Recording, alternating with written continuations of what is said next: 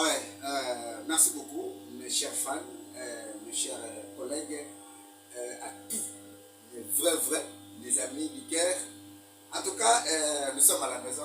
Et les j'ai de bonne année, j'ai de bonne année. Vraiment, nous sommes à la maison.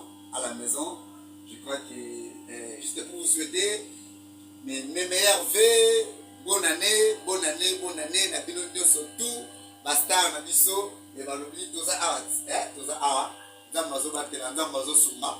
Bonne année, Naba fan Nabiso, surtout, il y a fidèle du mauve. En tout cas, Bino Bato Bolela, fidèle du mauve, là toujours na sous les motivi, Babina sous les motivi, Nema solo, Babi chaque mardi,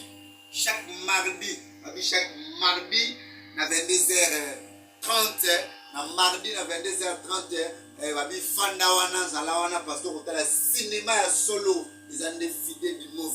Babi mardi na 22h30, doit toujours na sous les motivi, et Babi rediffusion na biso ngaye. Babi chaque samedi na 15h20, tout ça toujours wana. Ça c'est votre humble serviteur, le président fidèle du Motonzambe Sana Samouba Machine Arando. Babi bonana